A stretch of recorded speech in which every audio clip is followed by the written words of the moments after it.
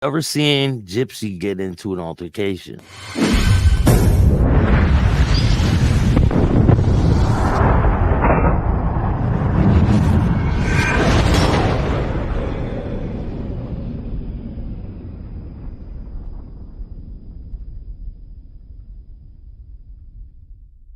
Welcome to this episode of Chatting with Staxx. I'm your host, Bill Staxx, and today I got Skippity Doodah. Hey, Hello, how are you? I'm good. How are you? I'm great. Thank you for joining me. I appreciate you taking the Yeah. time. So you have a wild story. Yeah, some could say that. So where were you born and raised? Um, in Missouri, Jefferson County, St. Louis County. Um, it's pretty much the gist. What was the reason why you ended up locked up? So I was young, really, really young, and just was hanging around the wrong crowd, wanted to do my own thing, didn't really want to, I guess, follow the rules and authority issues. And sure enough, it caught up to me and I paid the price. And how long of a prison sentence did you have? I got a 6-year sentence and I did 4 years in between jail and the penitentiary. Wow. So what was your prison experience like? I mean, it's not what it's like TV makes it out to be. It's not like Orange is the New Black. It's like high school with just females of all different ages. It's like a college dorm setting. It was pretty So wild though. Definitely don't want to go back. was that your first time, your only Yeah. time in prison? My only time, my first time, and never again. So you came across some pretty, you would call them infamous people. Yeah. What was your first time ever coming across Gypsy Rose? The first time ever was obviously on the news. That was the first appearance for all of us ladies that was in there with her, was the news. And it wasn't a big deal. Like, it wasn't that like, oh my god, she's famous type thing. It was literally like, oh, someone just committed something pretty bad. She'll be in here with us eventually. And when she got there, I can't even tell you I remember the day she got there because it really wasn't that big of a deal. Um, my one and only time I had an encounter with her was out on the yard at a picnic table. She sat down by me, and I think she asked me for a lighter or a cigarette. I can't really remember exactly. And I just looked at her and was like, who is this weirdo talking to me right now? Like, mm-mm. And that ever since then, everybody just watches her from afar because she hangs out with the wrong crowd in prison. So you just don't do that. So What type of stuff was she getting into? well, she hung out with the girls, the baby killers. So she, you just don't hang around that crowd. So she was, snitching on people, just doing things that you just shouldn't do. That's just like a unspoken rule in there. Um, she just really wasn't that girl. She wasn't the star inmate. Because she puts out a different Yeah. portrayal of what Yep. it was like in there for her, right? Yeah. Yep. So Yeah. do all them girls hang together? The Yeah. girls that are convicted of Yes. killing their babies and things like that? Yes. It's like it's so prison has cliques. Like I said, it's like high school. There's cliques. There's the long timers, the lifers, and then you have like the druggies, and then you have those, the pedos and the, baby slayers, and then you have people like me that have a lengthy sentence, but you're not there for that long. Like 4 years is a long time for normal people, but in the prison world, it's not long because the lifers look at you like, oh, she doesn't have that long, and then the people with short amount of time like, oh, she has too much time. They call it a skid bid.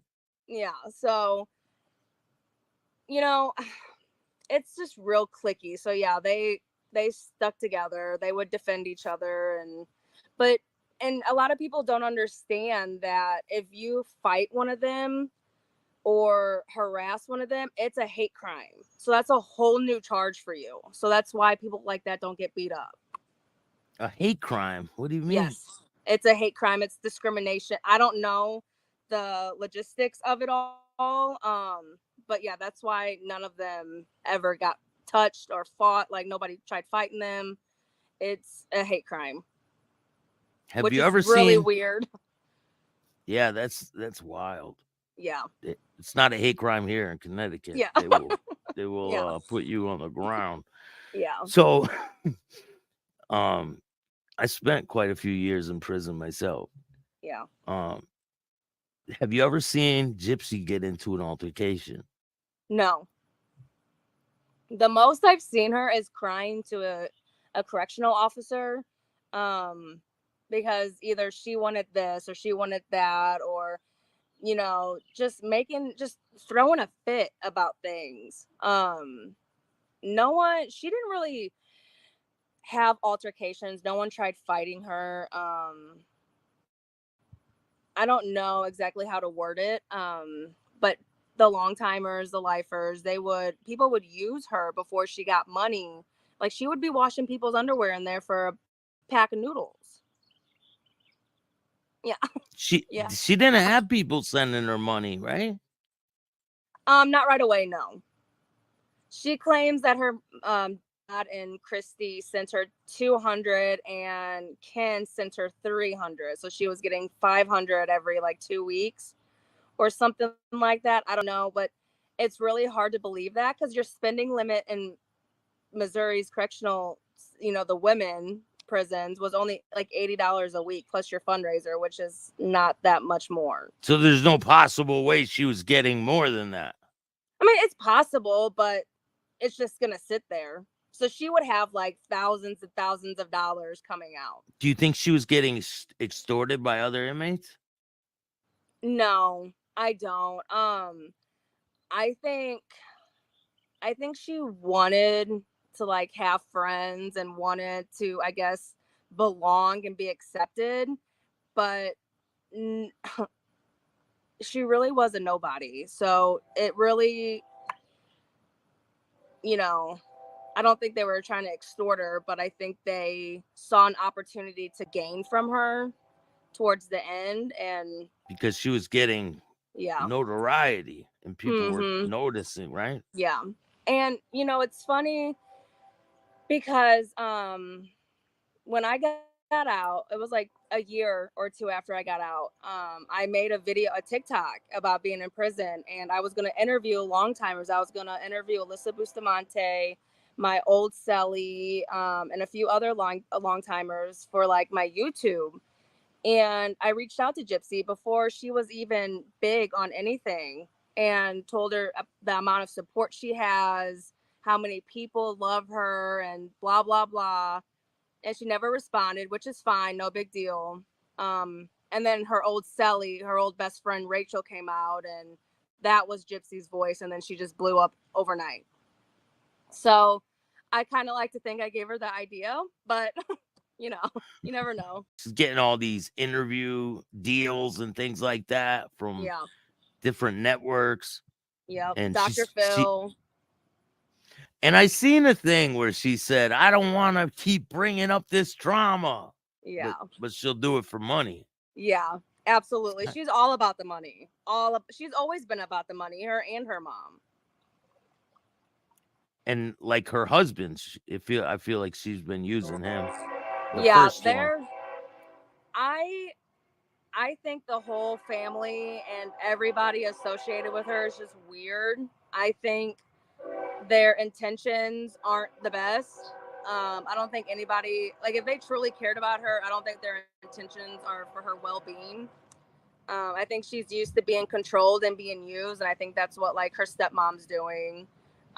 Ken, I think all of them. I don't think Ryan could handle it. Because was she married to Ken before? I don't know.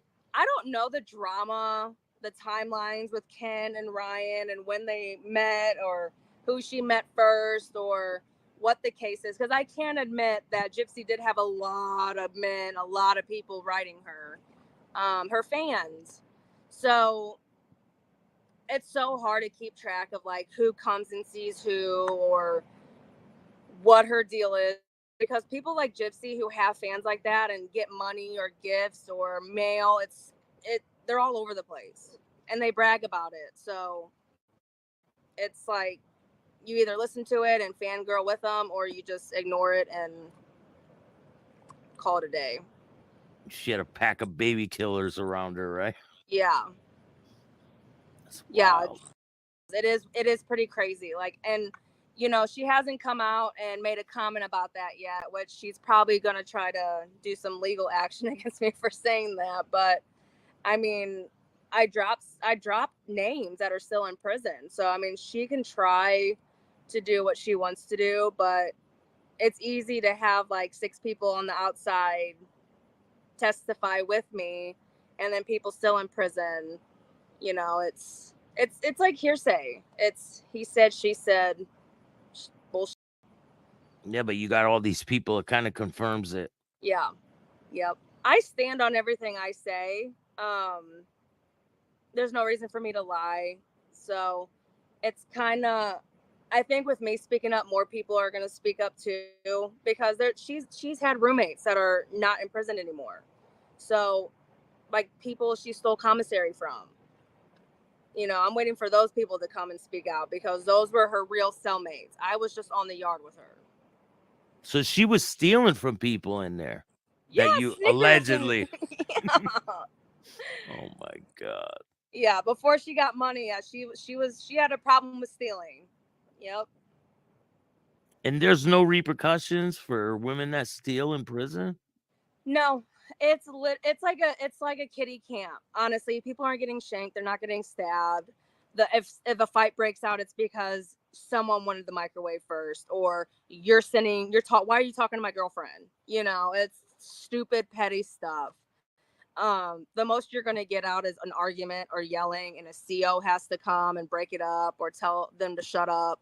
It's literally not that extreme, at least in Missouri's women's prison. I don't know about any other state, but Missouri's women's prison, it's like kiddie camp for sure. And you never seen anyone yelling things at her, telling her like she's a disgusting person, anything like that? I mean, people would talk about her, like her hygiene was poor. I never seen anybody like physically like get in her face or yell at her, because there's guards everywhere, you know, and you have a chance of going to the ADSEC, going to the hole. Because guards in those prisons are real quick to take you to ADSEC, and it's up to your, you know, counselor to get you out or not. So the hole is pretty scary for a lot of people. A lot of people don't want to go to ADSEC. Have you been there? Oh, yeah. I spent a lot of time in ADSEC. For what? Going out of bounds, because, you know, I had girlfriends in there. So, I mean, one time I went to my girlfriend's wing, which is her dorm, and I went to the ADSEC for that. A few little fights. I went to ADSEC for that. I worked in the kitchen. I had a butter fight with somebody. It was like a playful fight. Like we were throwing butter around, and someone told on us. So I went to ADSEC for that. I went to How ADSEC. long do you stay in for that? How long do they keep you for?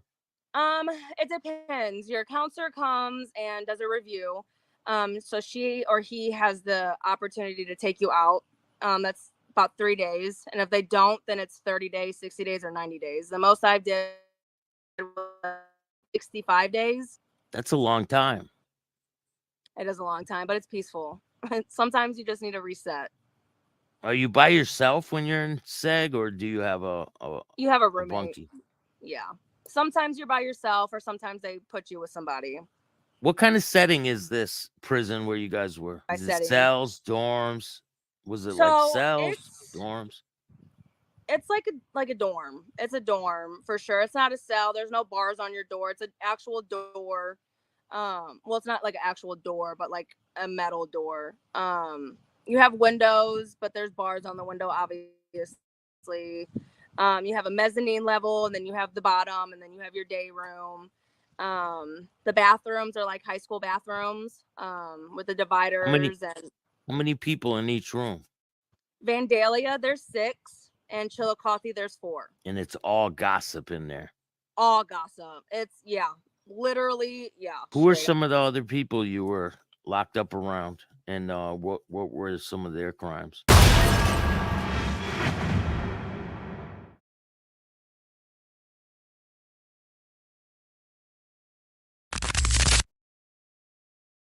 She was not a lesbian. She was the one snitching on couples. She was the one running and telling the COs that, oh, so and